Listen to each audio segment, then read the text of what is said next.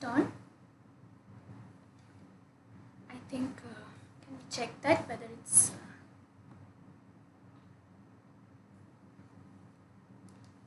Just want to know.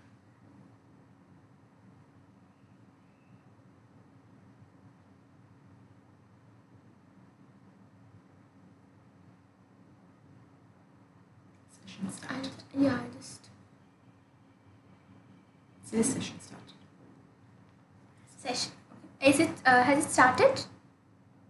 Okay. Good evening, everyone. I'm very happy that today, as part of Danceathon 2020, I have Akhila Krishnamurthy, founder of Alap, with us. And it's a very thought provoking and beautiful name, Alap, isn't it? Alap means a prelude to any musical composition, Indian musical composition. And in Bangla, it means the first meet. Is there anything else, Akhila? Did you think anything else when you. Actually, to be really honest with you, I didn't put so much. It's just that I was drinking coffee. Like I've often said this story that I was literally drinking coffee and I wanted to start something in the space of the classical performing arts. And I said, okay, let me just call it Alap. And in hindsight, when I think about it, and based on like when I look back at almost our 7.5-year-old journey, I feel like a lot of what we did resonates with the word and the meaning and the metaphor of the word Alap itself.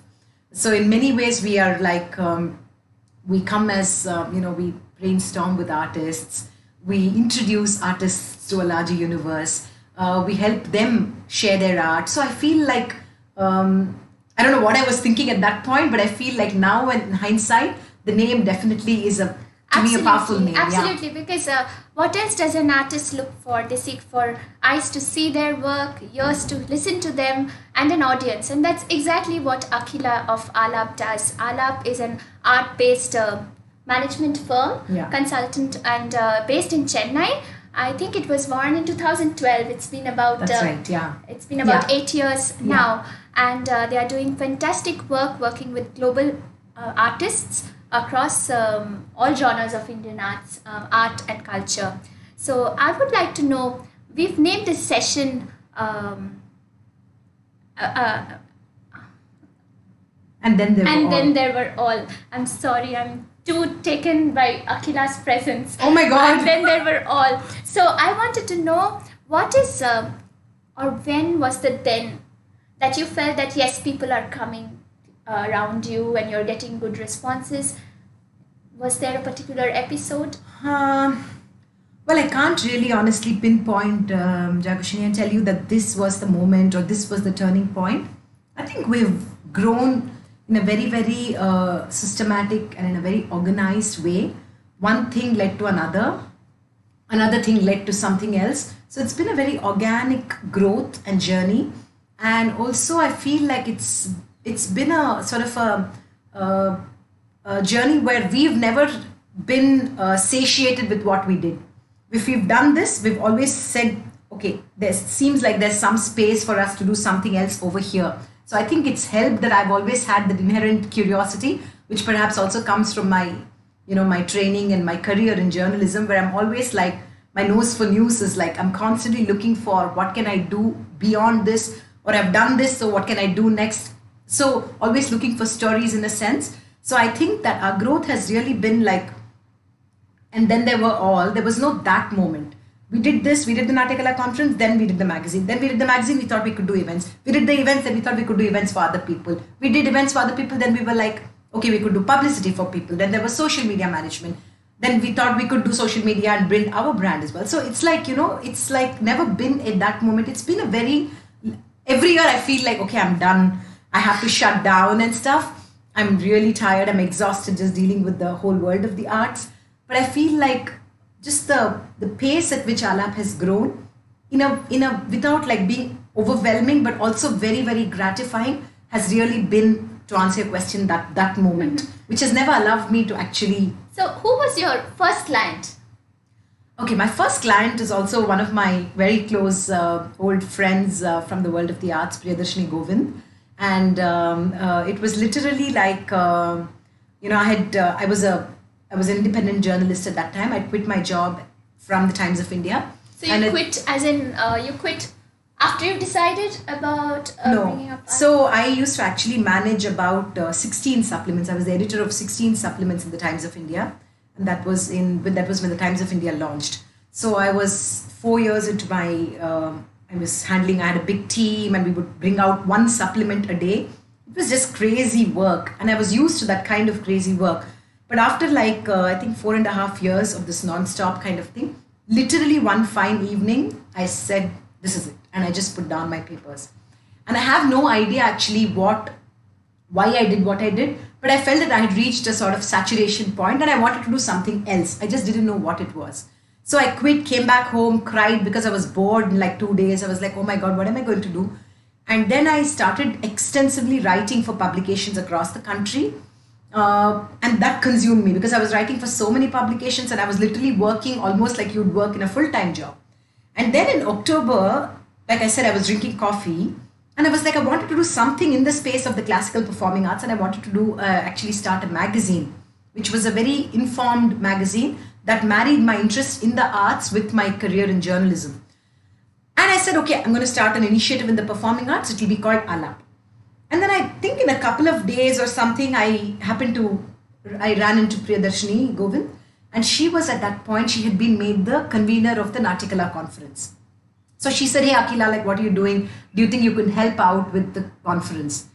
And I was like, yeah, sure, that sounds fun. And we started talking, and then we put a little team together.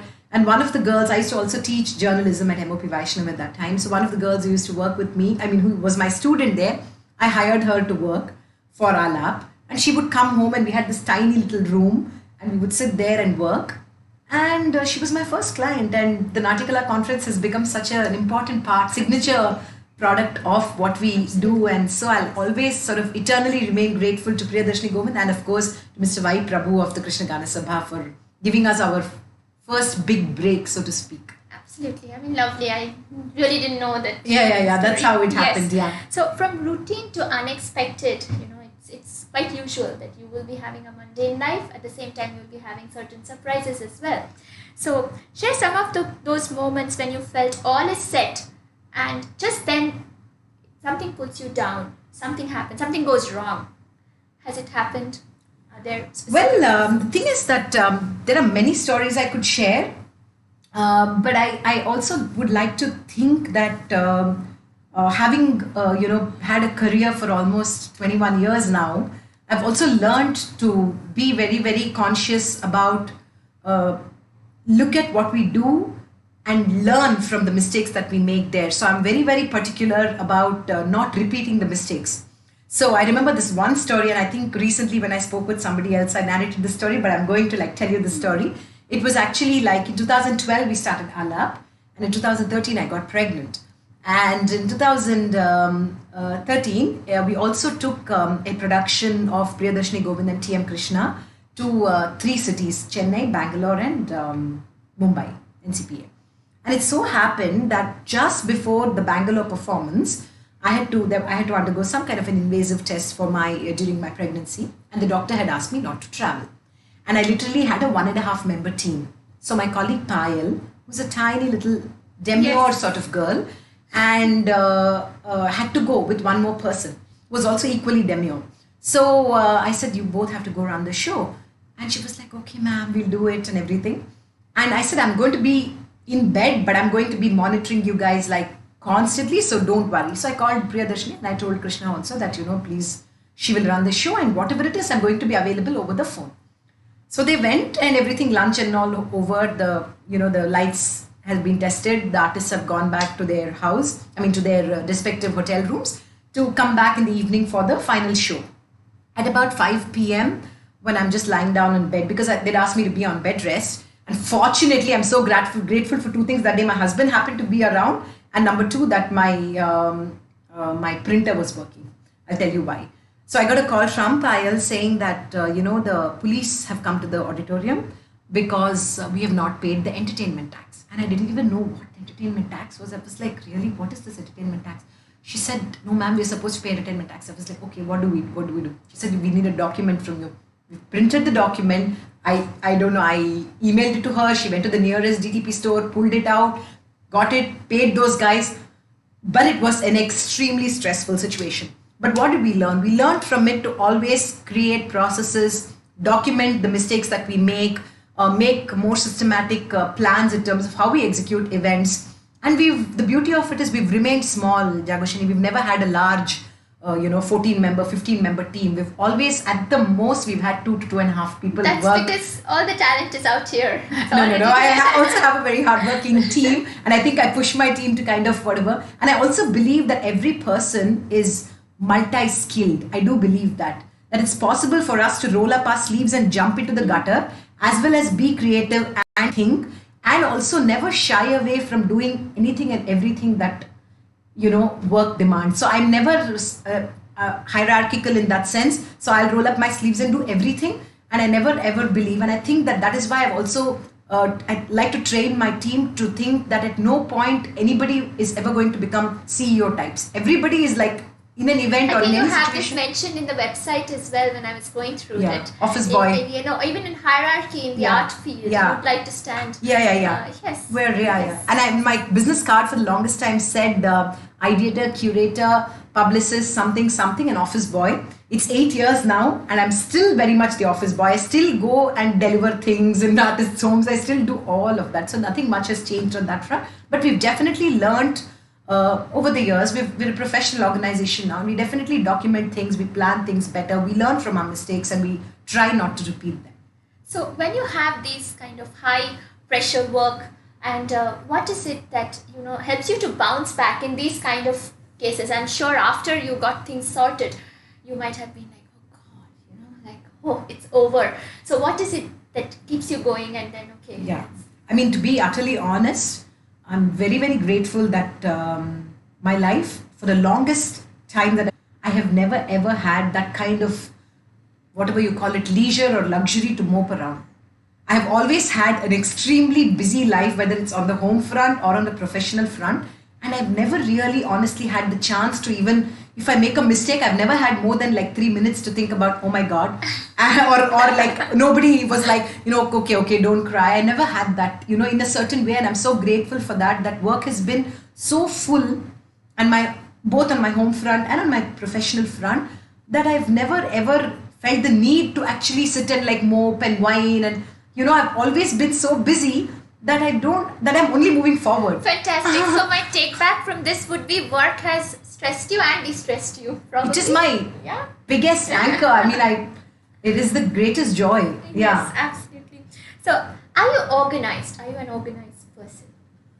It's tough. Because you're an artist, you have the art element, you're a journalist, you're a writer, all crazy things put together. Yeah. I'm not an artist for sure. I'm definitely I'd like to think a creative person, yes. Maybe. I'm thinking like that. To answer your question on organized, I like to think of the word like controlled chaos. I think that's more like it, because there's constantly chaos in my head, Jagyaseni. Like, I'm not even joking. There's always some kind of madness in my head. Like, even as I'm talking to you, there are like 2-3 parallel things running in my head, and that's how I've always been. Like in the morning, like when I wake up, it's because I've started thinking about the multiple things that I have to do for the day, or the multiple things I want to do. And my head is like starting to like, there's like one noise. And some months it's very, very severe. Like this lockdown, my noise in my head has been too much. But even though there is chaos, when I actually put it down, either sometimes simply as an Instagram post, or actually like try to give that idea a structure, I feel it ends up coming out in a fairly controlled, organized way. So I think that I'm disorganized, organized, but also organized, disorganized. You know what I mean? Like there is chaos, but it's also controlled. Organized, disorganized, disorganized, organized. Yeah. So there is some amount of chaos. There's constant chaos actually in my head, constant. But the constancy manifests in a fairly, you can't sense the chaos, right? You see our page, you don't sense chaos, right, in it? Yes. But there is chaos in my head. Yes. Yeah, so, yes. But I think that chaos is important for me to remain sane. So does this chaos lead to creativity? Absolutely. Chaos is very, very, it's a very positive word in my scheme of things. I feel like if we stopped thinking, and if we stopped like allowing our minds to be stimulated, then I feel like we're never going to grow, because I meet so many people sometimes, some friends that I have that are just not stimulated, have lost their sense of wonderment, and they just want to kind of plot around. And I find that very, very difficult, because I feel like our mission in life has to be to kind of be stimulated constantly, and attempt to at least sort of voice that stimulation in some way or the other. So I do think that I am chaotic in my head, but I'm fairly organized in the way the chaos actually manifests. So that leads me to another question that many people believe, and they say that artists are, oh, they are artists, so an artist is always different, and artists are known to be emotionally more vulnerable, and you deal with all a mixed bunch of human emotions, if I'm to say human minds, or very, very vulnerable. How do you keep your sanity, and how does it work, having all different emotions? How do you deal with them?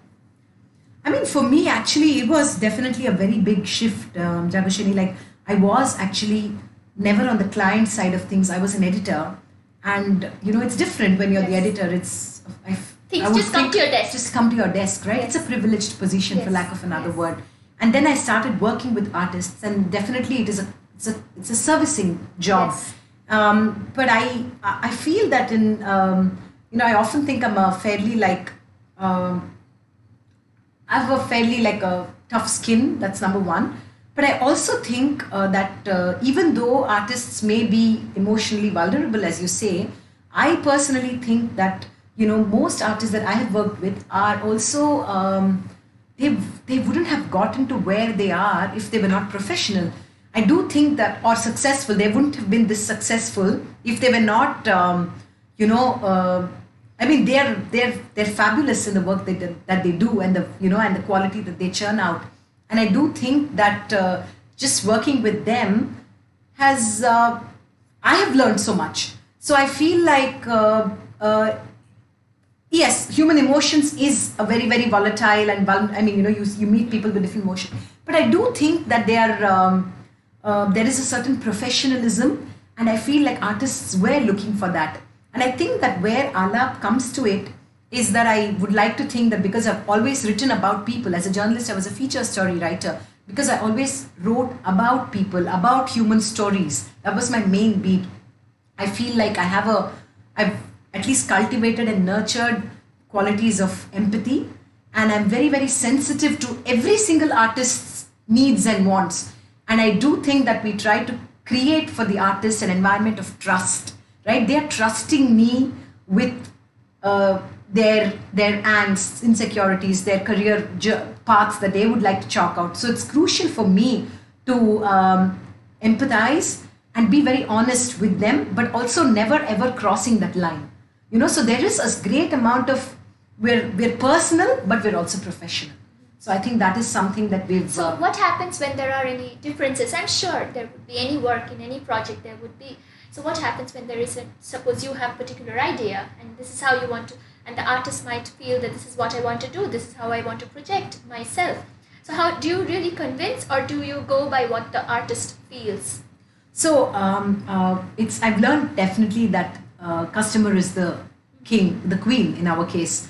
Customer, after all, has the final call that there's no taking away from.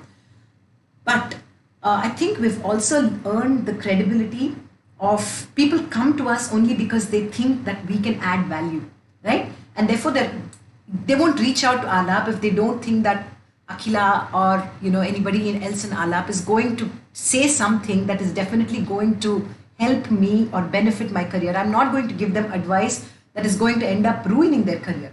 But if they still want to overrule something that we suggest, they know better. It's after all their life, and we respect that.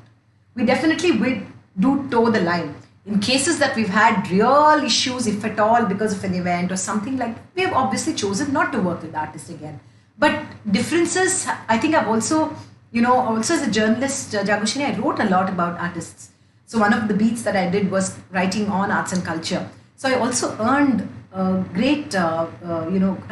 cultivated for myself a very, very good rapport with artists, and also earned fairly good sense of goodwill with artists, which I'm really very grateful to the universe for. So I do think that many of them have also become friends who definitely value what we say. We value them, we respect them. So the relationship is really built on the premise of respect and trust. These are two very, very important things for me, even in my personal life, respect and trust. And I think I value that a great deal when it comes to Alap. And I do think that the clients that we have worked with have seen that value. Those who have not, we've cordially parted ways. So, do you put an extra effort to retain your clients? I might just say, because that is the key, right? For sure. Performance is the key. I mean, just the way artists perform, all of you perform, give it your best, right? We perform. We're performing all the time. We're performing to do whatever it takes, sometimes outperform. Just this morning, I was talking to my colleague about the importance of stretching, outstretching, doing whatever it takes to ensure that the client is going to, stay, remain, feel that, okay, I'm not going to let go of Alap. Like, there is something that we add to their lives that they're not going to be able to let go of us. So yeah, definitely. Fine. So at this point, why don't you tell us a little bit more about what Alap does? Sure. So at different points in our in Alap's journey, I've defined it differently, and at different points depending on the people that I'm talking to, I define Alap differently.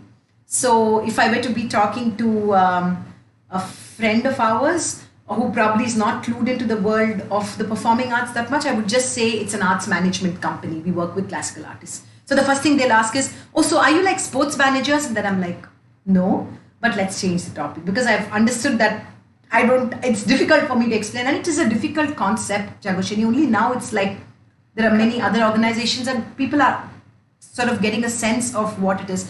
But sometimes to a more, people who are in the corporate world, I say that Alap is a consulting company for the performing arts, because that's what we are. We work with the arts and artists and offer them a range of consulting services. So if you want to you want image marketing, then we'll help you with that. You want social media management, we'll help you with that.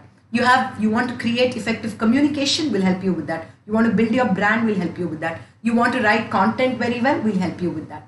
So you want to promote yourself in press, okay, we'll help you with that. So we are, in some ways, an advertising agency, a PR company, a consulting company, an event curations and management company, but exclusively for the classical performing arts. That's who we are. And we're also a company that is an ideas and innovations company, because we also have a voice of our own. Apart from working with artists and servicing artists, we also have ideas that we generate of our own to help build our brand, because we have to stay relevant in the market and we want to put out our voice. We want to say that we understand content, that we are powerful with our communication, that our designs are cutting edge, that even though we work in the classical arts space, everything that we put out in terms of design is really, really very contemporary. And I'm sure you'll agree, because there's a great amount of thought that goes into every single poster that we put out. It's not just a random thing that's pulled out of some software and put together.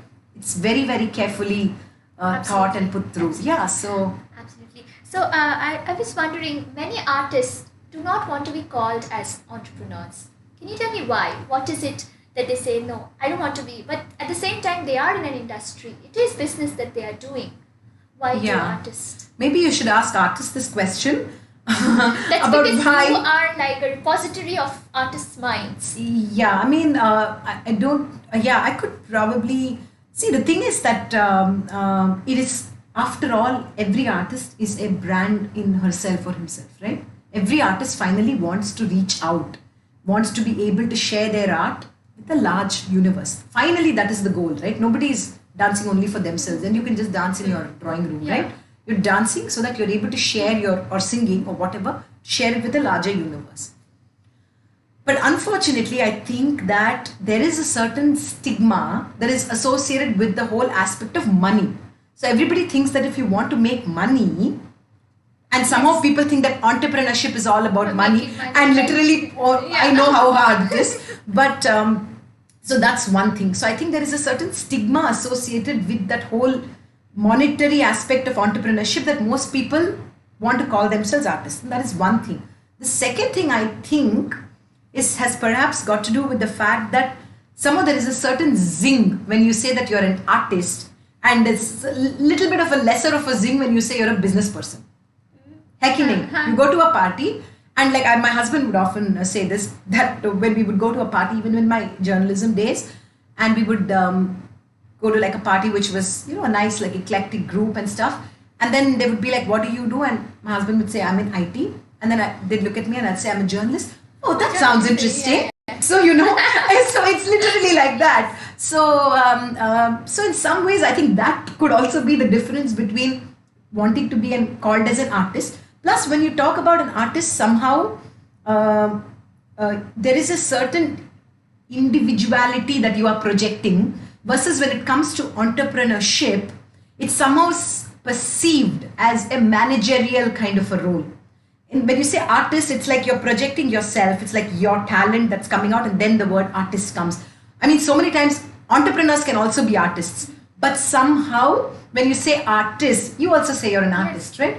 You're an artist, but you never say I'm an entrepreneur, right? But all artists have to make money. Yes, absolutely. It's and crucial. I strongly believe in that. Absolutely. And I would never tell that I don't want money, because that I cannot survive. It is crucial. Yeah, we all need it to pay our bills, right? Yes, absolutely. So at some point, I think those are the two reasons, and I may be wrong in commenting, but I do think there's one is the money aspect, two is the zing factor, and somehow when you say artist, you're projecting a slice of yourself, versus in entrepreneurship, you're projecting maybe a combination of some things. In some ways is perceived as, even a store owner, the kirana wala is also an entrepreneur. Yeah. So maybe there is a certain I don't know, some kind of stereotyping that's happening. Yes. So, but I'm proud to call myself an entrepreneur.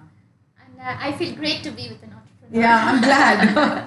So I wanted to know that now with this new normal, and people need to make money, how do they adapt themselves to the digital space? For some who are already there, it's amazing because they've been there and they know the tricks and trade. So how do you think they need to adapt themselves as an individual?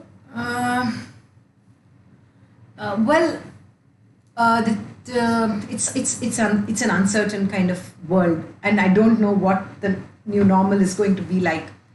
But I do think that like all through this season, I mean, we all went like berserk on the social media, right? On digital platform. And it was great because intermittently it helped us all cope and like find an anchoring in the arts and stuff. That's great. But I think that going forward, there is no taking away from the fact that the digital platform is here to stay. And I have nothing against it, because it is the way things move, right? When I worked as a journalist, Jagyaseni, I did not have a phone. I did not have a mobile phone. I can't even imagine that I worked in an era when there was no mobile phone. So if my editor, I'm talking about 2000, if my editor would go away home and I had to send something, and if she had not gone home and she had actually gone to drink coffee somewhere, I could not reach her. I would have to put the paper to print, in the fear that I have done the right thing. And then we were consumed by WhatsApp, and now it's Instagram. So, but we all have to embrace change, and we have to think about ways in which we can change the way that we create content for it. So, for example, when I worked in the Times of India, I worked for a daily, right? And then when I went to India Today and worked for a weekly, the way I wrote changed. Then from a weekly, when I went to like a fortnightly, the way I wrote would change. And then when I would write for a magazine that was monthly and that was a more profile-oriented thing, and they gave me like 5,000 words, then the way I write is different. So different platforms, different publications need different styles of writing. If I had to write for InShort now, I cannot write the way I write for India Today. Correct? So I think it's just that, therefore, it's important also for artists to start thinking about how they're going to create content for a new platform. So it's not merely about just taking what we're doing and putting it out there, but also thinking of ways in terms of what are the challenges of that platform, and to interestingly creating content befitting that platform. Absolutely. So, since you have been influencing many young artists as well with Really? your content and design, definitely I am absolutely in admiration of the way you curate your events and Thank the way you. So, who have been your greatest influence, or do you have writers? Do you read a lot? What has influenced you the most? I mean, I think my greatest, my greatest support system has definitely been my family, and a bunch of close friends. But I definitely think that my inspirations and influences have never been one thing. I think literally, like, I've written so much, Jagyaseni, over the last 21 years, and I still write. And I think that I have had the good fortune of always, like I said this before, always meeting with the top brass. So what happens when you meet with the most successful person, okay? Or you meet with somebody who's an artist, or you meet an industrialist. I would only go and write about people like this who have achieved, who have been successful, who have realized the dream, dreamers, doers, thinkers. So what happens? You're listening to their stories. Your head is being consumed by their stories. You're attempting to re-articulate those stories for a medium. What happens? Inspiration is going to seep in, right? You can't not, like, inspiration is happening every day. Like, I meet somebody, or I talk to, I talked to Aladmin Valdi the other day, and she told me these beautiful stories about her mother. I mean, it's impossible not to feel inspired, right? Even for a non-dancer. I mean, she talks about rigor in the context of dance, but I want to implement the concept of rigor in my life. I mean, I meet so many other young dancers, and yesterday Shubhamani danced something really interesting, and she talked about her guru, and she said, "I'm 8 years. I've been like living so close to my guru and learn," and that's amazing because in every person you meet, I see you. There are so many things that I can learn from you. Resilience, leaving home, coming and making a new city your home. That's very kind of you. Yeah, surviving through so much chaos, coming out of it strong, moving forward, smiling, looking great. So there is learning constantly, right? So I don't think there's inspiration is literally, but for me, inspiration is all from people. So if I were to cut a long story short, from all the people I meet, engage, and I'm very, very particular that I'm always trying to surround myself mostly with people who are positive, who are moving forward in their lives, and who are not like, I cannot handle like lazy people who just sit at home and mope around, or sit at home and just only want to talk about themselves or their family. Those are not for my. So, for me. have these influences, with all these influences, do you feel secured about Alap, or at some point is there a place where you feel what's going to happen to Alap? Yeah, I feel that all the time. Jagyaseni. And the thing is that I'm also even though I'm actually a very attached person by nature, I think I can also be a very detached person. Because as I'm getting older, I'm also starting to recognize that kya hai ye sab, this ambition and whatever. What is there? After all, what is there? Sure, we are all sitting inside now. Yeah, we're all locked down. And when I look at my son and I see so much contentment, today, after 52 days, we took him out to his friend's house. But all through the 52 days, he did not even one day say, Amma, like, I want to go out. Nothing. So much contentment that his parents were at home. That's all he needed. So I feel like, every day I go through angst. It is a very difficult business. It is a very, very tough world to navigate. So I keep telling myself, as long as I have the energy, I will do it. But the day my energy wilts down, or something else comes up, or I feel like, okay, ho gaya. Jo bhi hona tha, or jo bhi maine, whatever I wanted to do, I have done. I've given this my best. If I have to like retire, if I have to quit, I will quit. But hopefully that when I do that, we would have made some impact, some small impact in the community or in the world of the arts that we're in. I met your mom briefly at the NKC 2020. Wonderful 2019. lady. 2019, yes. Wonderful lady. Why don't you tell us a little bit about her role in your life? Oh yeah, my mother is literally like my everything, Jagyaseni. I'm so glad you asked me this question, because my mother is incidentally the partner of Alap. Alap is a partnership firm, and she's really my lucky hand. And she's a fantastic human being, and I often think it's unfair that she didn't become a career woman, and she settle down, like become being a homemaker, which there is nothing wrong about being a homemaker. But for a mind like that, that's so like always like wanting to like think of ideas and whatever. I wish that she had a Does career. she contribute as well? As in, Oh, do yeah. you make something and show it, or Mama? Yeah, I think I mean at one point in the beginning of stages of Alap, when I had little more time, Jagyaseni, I would have lengthier conversations. Like when I would write my stories in the early parts of the day, I would not send it to my editor without my mother reading it once. And she would just say, like it's nice, whatever. And she's also a master's in literature. So, but now I don't have enough time to share ideas. Plus, we are doing so much, so I don't have the luxury to sit down and share everything with her.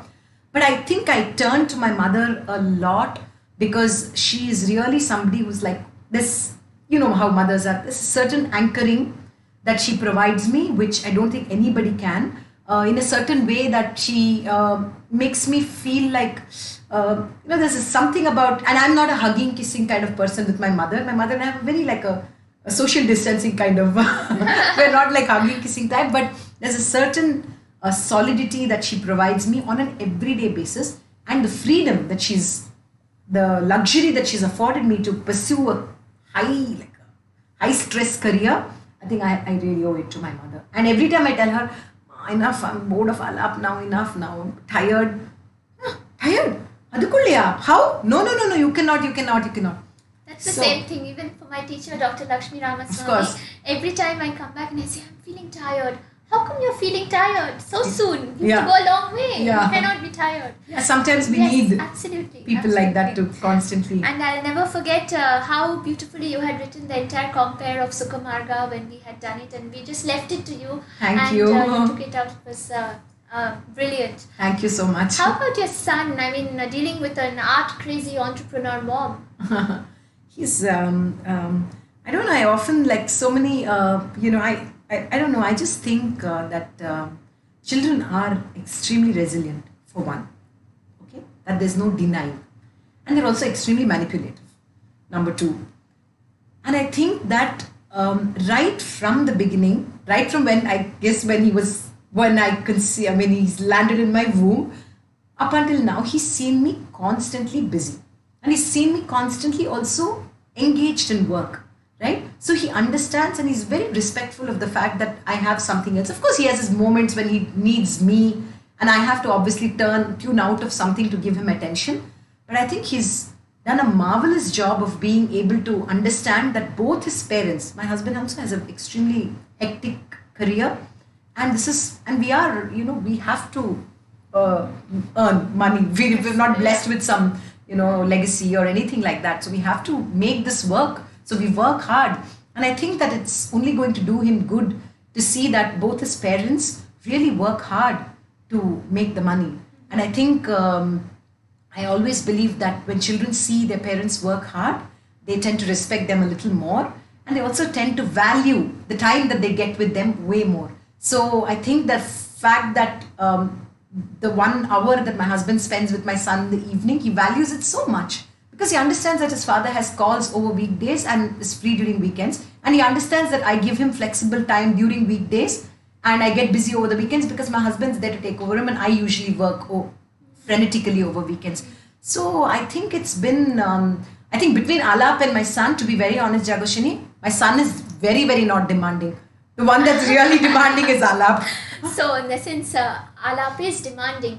How do you look at Alap in future? What are the kind of future plans do you have? Do you have some projects coming up? How are you thinking because of the new normal again? I'm repeating. I mean, I want to actually, to be very honest, I want to wrap up everything that we're doing right now. And I really do want to take a sort of an introspective look at how we want to grow the brand, what we want to do with it. So I don't have any solid answers to your question because I really want to think through and make a deliberate decision in terms of what the future is, because we're all coping in different ways, right? I don't even like there's so many things I don't even know, like my son's school, somebody was telling me is not going to reopen until August, September. So there's so much uncertainty. Yes. So then he has Zoom school. That means I have to work my entire days around because I have to sit with him. He's 6 years old. So I have to sit with him for school. So it's like 3 hours gone out of my work life. So it is uncertain. So I have to keep so many other factors to see how we can take things forward. You're an art entrepreneur. Would you have loved to be called an artist as well? Did you ever feel, No. I wish I was an artist? Not at all. I'm happy. I think Alap's biggest strength, Jagyaseni, is the fact that I'm not an artist. So I truly believe in encouraging, supporting, including everybody. I'm as excited to feature a very, very amazing artist as I am to feature a scholarly artist, as I am to feature a young kid who's just learning dance. We are as inclusive. I think Alap is so much like me. I'm as inclusive as possible. So in a great way, I'm very grateful that I'm not an artist. So I have no affiliations. Anybody and everybody who's interested in the art can find a platform in Alap. So Fantastic. so no, I'm very happy to be an entrepreneur with a creative mind, hopefully doing interesting ideas and realizing interesting ideas and keeping innovation at the core of course as the core spirit of Alap. Absolutely, and you're just doing great. I'm sure there'll be, while you introspect, there'll be fantastic ideas coming once I again. hope. Yes, Thank you we're so really much. looking forward. It was an amazing session, and I'm sure Alap would just not remain as a prelude. It is going to remain in the lives as a Pallavi, Anupallavi, Sanchari I in hope. an artist's mind. Thank in you an so artist's much. life. Thank you It's so lovely much. having you. Have a great evening. Thank you very much. Thank you.